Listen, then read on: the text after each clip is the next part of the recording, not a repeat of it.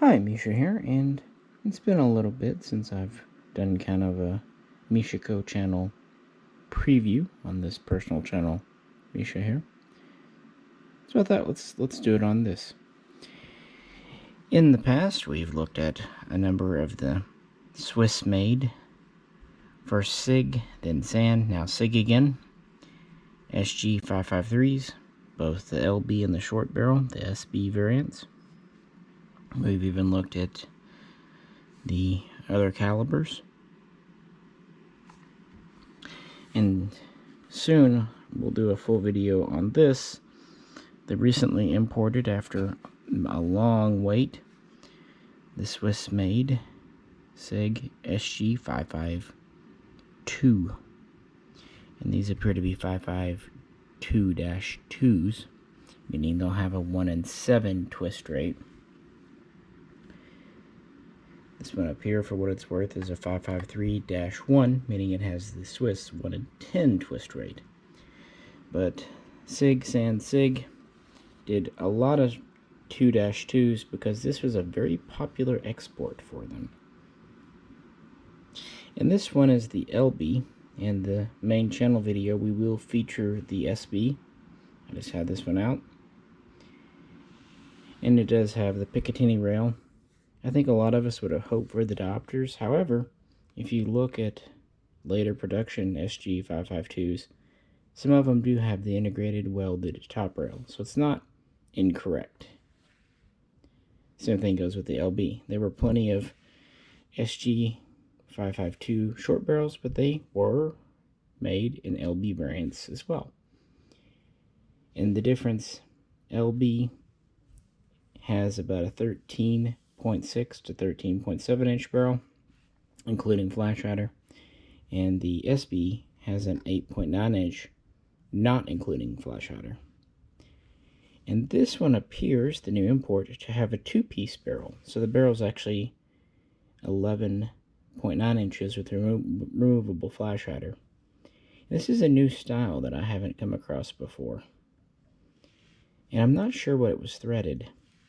I assumed 1/2x28, which is their modern threading. However, the way the wrench flats are designed and the kind of the gap there and the way it's done really reminds me of this pattern here, which is 14x1 left hand. This is the the later style 3-prong, typically featured on the SBs. Here's the kind of the original or the early style, kind of smooth, a little less posh, I guess you would say.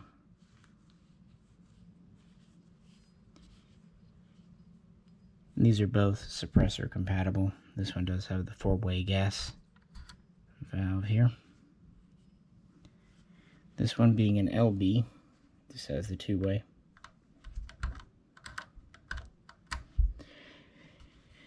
So obviously this is marked 552, 553. What's the difference? And a lot of people ask for the 552, and you'll suggest the 553, but they want the 552. And honestly, this is kind of silly.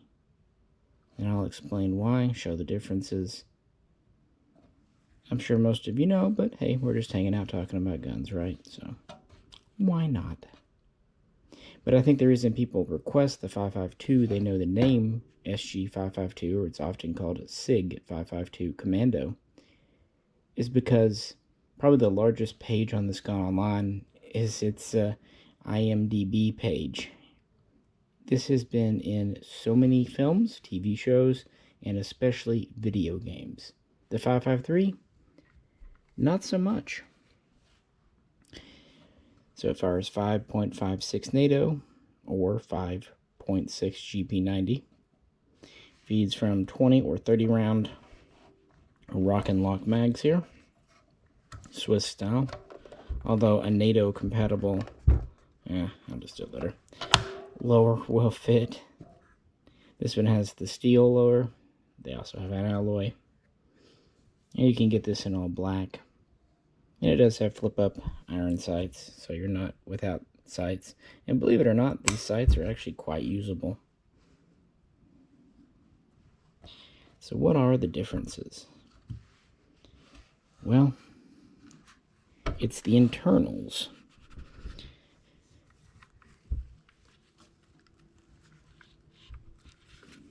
This is a conversion kit from JDI, by the way. That's why there's no lower. I drop it on different guns. Notice how this one has a standard charging handle from the series. Early ones for the diopter guns were kind of canted up a bit. Later they would go to more of a straight out style for the pick rail. And if you notice, this one has this little posty thing. And that's because of the differences. So externally, that's really the only difference. Same handguard, same gas block, same barrel options, same side options, same lower. So your handle is your difference. So let's kind of look what's inside. First, the 553. It comes apart just like its forebears, the 550 and 551. Press down, pull this out, slide your bolt group out the back. Of course, you can separate them like on an AK. I'm just going to stick this in so I don't go fumbling around looking for it later. Oh, maybe.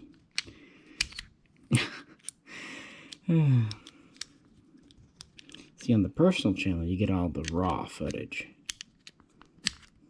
I was just trying to do it. There we go. It kind of tabs in. So this is your bolt group. And then if you want to get to your gas piston, you just press in here and pull the assembly out the front, including the gas regulator comes right off.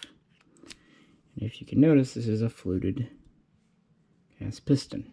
And you can go further easy by taking the hand guards off and the gas tube off. These are definitely made for easy disassembly. Inside, you're just pretty much left with a hollow shell. And there's a hole up here in the trunnion for the gas piston to enact in. And then you have a fixed ejector stamped in welded steel. So yeah, that seems exactly like a 550, 551, with the difference simply being a shorter gas system and subsequent shorter barrel. And they went to a thinner, lighter piston for pretty obvious reasons. But this was the second generation of what we can just call the Commando. Introduced, well, it was tried out in 2007. It was entered into the catalog in 2008, and really in full production and delivery by 2009. What about the first generation? Of course, BR552 here. This was the first short gun in the series.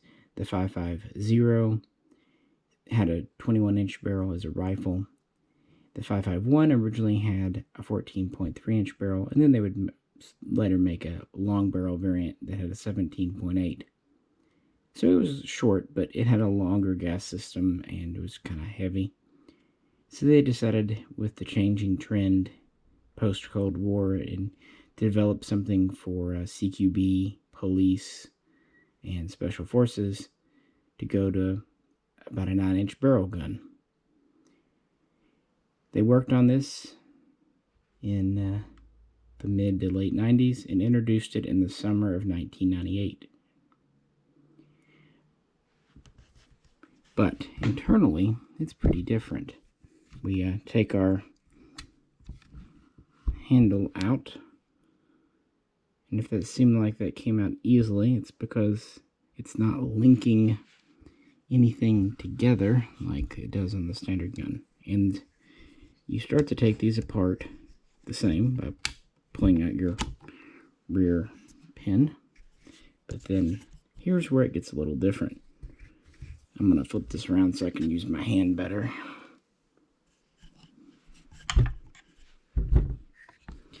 Once you open it, you have to put your finger in the back. And that's because when you open it, you're compressing this.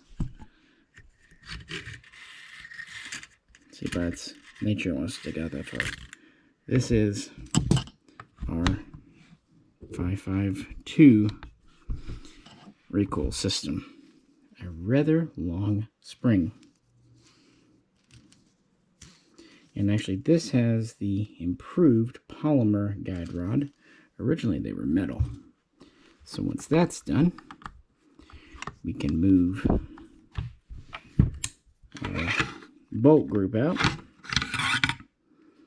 And here you go. The bolt itself is the same, but obviously the carrier is radically different. More of an AK style piston, and then of course the spring goes in the back here. SiG said they did this because there were technological limitations. If they were to wrap the recoil spring around the piston in the front, as it had done on the rifle and carbine, they were worried that the additional heat from the submachine gun sized weapon would destroy the spring. Basically, they just didn't feel like they had the spring tech. They with the shorter handguard and system, yeah, they did not think they could make it reliable enough to suit their needs. So they went to this AK system with a pretty awkward disassembly, to be honest with you. If that had been captive in some way, maybe like a small tab or lip, I'm thinking like if you look at the FN-FAL paratrooper, how it had to have its recoil system totally changed, but there's a small lip that kind of retains it when you open it up. That would have probably been better. But yeah, here's our more standardized bolt group. And here is our later style gas piston and what have you. Internally, once again, you're left with pretty much just a shell. Maybe. Take that out for right now. It is worth pointing out, because of the heavier, thicker piston, there's a larger hole in the front trunnion. And you still do have a gas regulator out front. It's just not necessary for pulling the piston out, so the disassembly is a little different. So why did they do it this, and why did they change? How do we go from the 552 to the 553? So here are our systems together. This is just, of course, loosely in the back, putting tension. And the handle is just held in here, but it's not really doing anything. On the 550, 551, and the later 553, this handle actually pins the carrier to the piston, which means it also has some flexibility. On the 552, this is all a piece, like on an AK.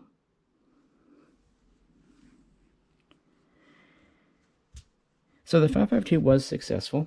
The Swiss military would evaluate it for a few years, eventually adopting both a short and a long barrel version under the STGW-04 name.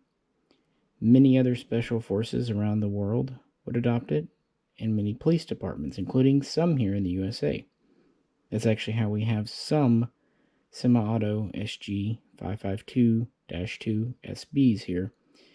About 10 years ago, Midwest sold off a batch of used surplus police guns that were SBs, carbines, and they just affixed a extended fake suppressor on them to give them a 16-inch barrel.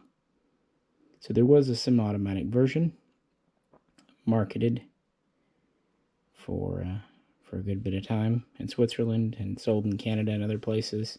But mostly this was for militaries, police, private security. And it was one of the first of the kind of the new generation of submachine gun, PDW size guns. And people really respected it for its reliability and modern features and what have you. But the disassembly was awkward. Not the worst in the world, but honestly, it was shoehorned in, and that was clear. Now, as I said earlier, originally the guide rods were metal. Metal can bend, and metal's a little heavy. So they went to polymer in the 21st century. Now, people often poo-poo plastic, but if plastic bends, it tends to return to its original shape. And if it gets pushed past its breaking point, it does just that. It breaks. So if it snaps, you know it's defective. A bent piece of metal may not be clearly, obviously bent. Plus, if it comes flying out the back of the receiver and hits you, better to be hit by a piece of plastic than a piece of metal. So that was one thing. The ergonomics of the charging handle obviously aren't as nice. I mean, it works, but this is better. But moreover, the whole way the carrier and piston were joined together over time, especially in automatic fire, it put a lot of stress because there's an area here where the carrier is relatively thin. And it changed the way the system operated with the impulse coming from here and then pushing back here. It was more of a seesaw. With this, it's all kind of on one end, the spring and the recoil. Long story short, once they got into higher round counts, especially with full auto, sometimes the carriers would develop stress fractures, cracks. Obviously, this isn't acceptable and could be repaired, but it also meant that you had to have a special 552 carrier and all that. The bolts were the same, but the carriers were specialized, as were the charging handles.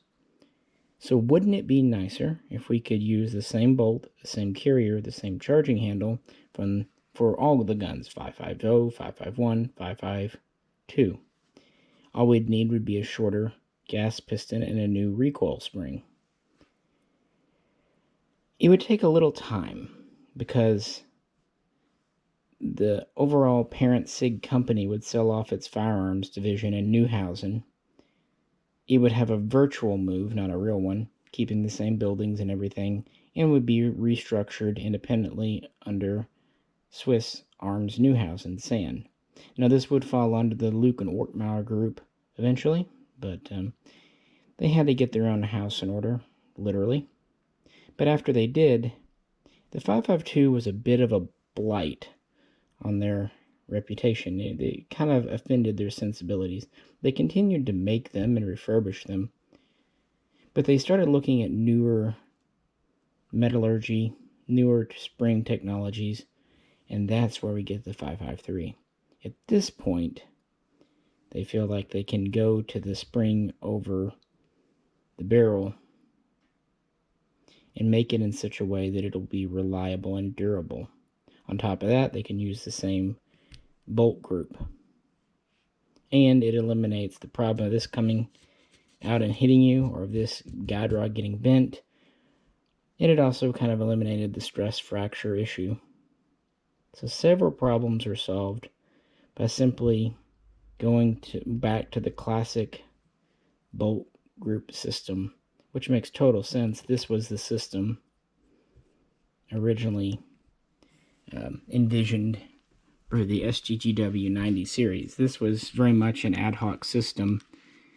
I don't want to say made in a hurry, but it definitely didn't receive as much scrutiny. Now,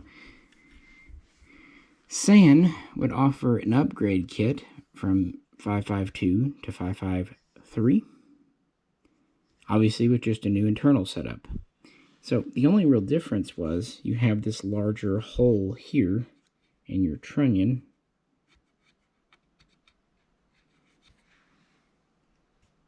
Whereas on a standard production, you know, authentic 553,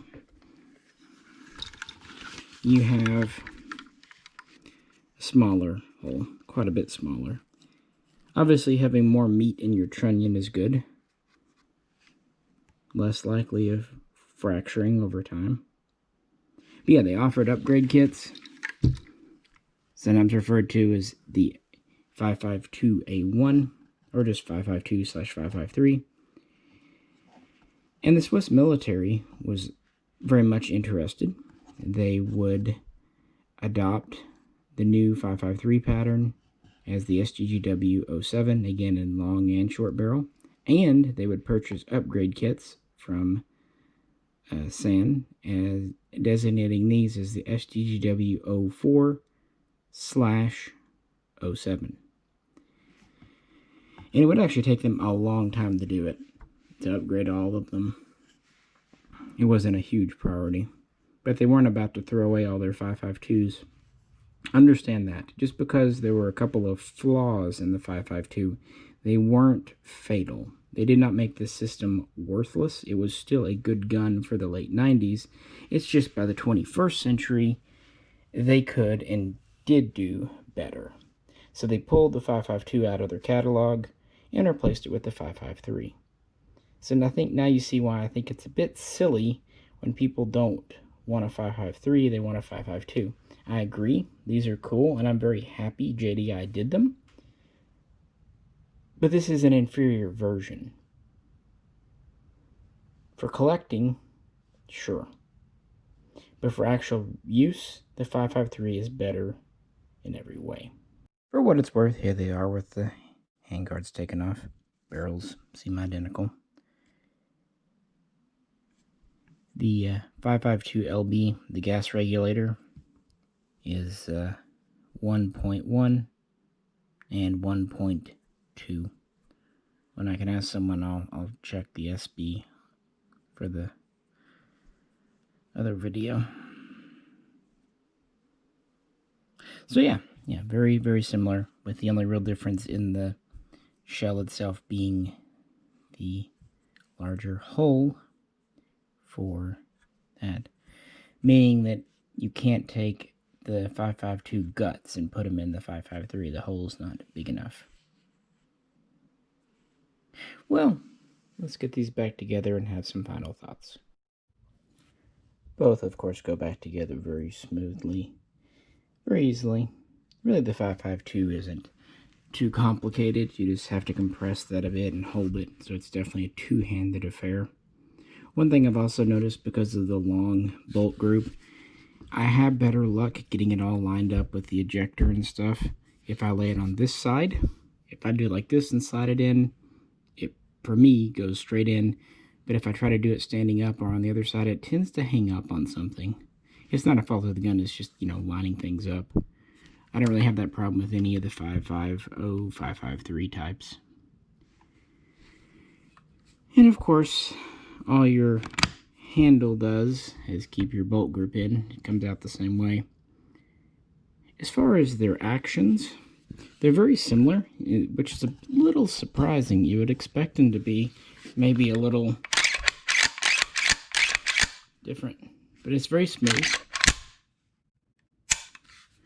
Funny thing is, with the 553 here, you can charge it without a lower, because it's all self-contained.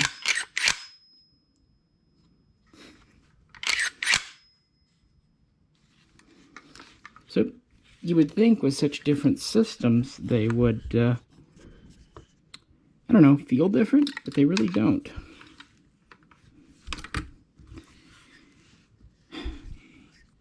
So as I've discussed, the 552 was the first, and it was a very successful product for SiG, then SAN, and now SiG again. To be fair, it was only made under the SiG name for a couple of years.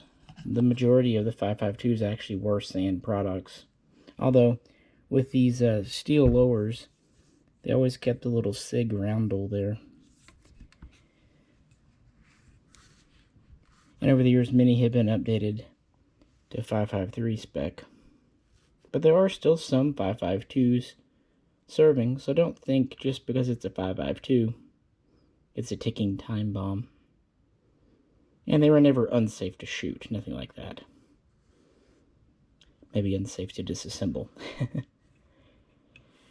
So if this is an inferior gun, a Generation 1 versus a Gen 2, why does anyone care if JDI, SAN Imports, brings them in? And it really does come back to being collector. Mechanically, this is the one that's different in the family. All the other guns operate the same. This is pretty different, more AK style, and the only one really to do this. And the only semi-autos in the country, at least before now, were those 5.52s that Midwest had, and maybe a handful, literally, of others that came in over the years. And there's also a good deal of parts kits. And many people took the US SiG Sauer 5.56 pistol and converted it into something like a 5.52. Now, Switzerland quit making the internal parts a long time ago. I think that's actually why they kept them in their catalog till 2008, was to kind of use up their parts. But during a visit, the owner of JDI found, 80, 90 parts sets, or at least spare parts, in the basement. And through negotiation, a contract was struck to build 53 into semi-autos that the ATF would accept. And these had to be approved again because they have a new name and they're a new system, so it took time. And they would do half long barrel and half short barrel. Now, most people want the short barrel. I understand why. That's the classic commando look. But the long barrel, they were produced in. They even did some with the rail, like I said, later production models. And because there's other 5.52s in the country, most of those are short barrels, I think the LBs will actually be the rarer ones when all's said and done. Would I have liked diopters? Yes, I think everyone would. But, on the other hand, I'm glad these are green-gray finish, and that they have the steel lower, because an alloy lower on these really would be wrong. The alloy lower did not come into use until the 2010s. It just wouldn't be right for even a very late production 5.52. So in this configuration, it can be considered somewhat, correct enough. I'll be interested to see about this flash hider, what the threads are underneath. I'm really hoping they're 14x1 left hand. But it is threaded. And you can install a bayonet lug here if you want, NATO or Swiss spec. And you could even put on a front diopter sight. This is just dovetailed in. So you take it off, put it in. And for the rear, you can always do a clamp-on diopter like I have on this assembly here. I mean, I guess you could go to more extent and really do some welding and stuff, but I wouldn't suggest that on the Swiss gun. So if you want the diopter look, go for the clamp-on sights. I think they'll get you 90% there, and they're original Swiss, so the quality is certainly there, and they come with a cool little carry case. So this is definitely for the collector, the completist. So you can have a 5.50, 5.51, 5.52, 5.53. And because there was only 50 some odd made, and that will be all that's ever made because it's out of production. And, hasn't been. It's kind of the same situation with the 5.50 snipers that were brought in a year or two back. Maybe the configuration's not perfect, but it's as good as you're gonna get with what parts remain. And these aren't any more expensive than your standard 5.53, so they're not charging extra money. These, ironically, as new guns, are about $1,000 cheaper than what Midwest was selling their pretty well used police trade-in guns for 10 years ago. So adjusting for inflation, this isn't a bad value if you like this kind of a gun. And it shouldn't be a bad investment either, because with only 50 some odd in the country and a couple of those being kept by the importer, yeah, it should be something that people seek after, because even though the 5.53 is a better design, the 5.52 has that notoriety thanks to Hollywood and video games. But again, externally, the only difference is this handle. I wonder if someone could make a 5.53 handle that looked like this, then you could just tell everyone you had a 5.52. Just a thought. And of course, standard parts will fit on these, like pistol grips, hand guards. The only differences are internal. And that's one more thing I'll end with. If you get one of these, I would shoot it, why not? But just know that replacement parts might be difficult to find. So I wouldn't make this my 3-gun gun or my everyday weekend gun, because if you do manage to crack your bolt carrier, or you do break your recoil assembly rod, I'm sure someone has a replacement out there. I'm also sure you will pay a hefty price for it. So you can definitely shoot these. I would make it maybe a special occasion shooter. And if you like to shoot it, just get a 5.53. And then you're set, because these guns are solid, and even if something were to break, they take standard 5.5X parts. The only special part is the spring and gas piston, and even those are kind of standard production. And the 5.52s came in at the tail end of 2020, and who knows what the future of imports, especially Swiss imports, will be.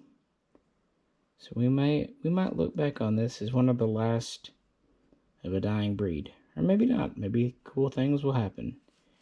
You never know the future. It is a new year after all. So I hope you enjoyed this preview video. A more researched version will be coming on the main Mishaco channel in a few days, so check that out if you like. And of course, we will go to the range with this, because that's what we do. Appreciate you tuning in. As always, if you could, like, share, and subscribe.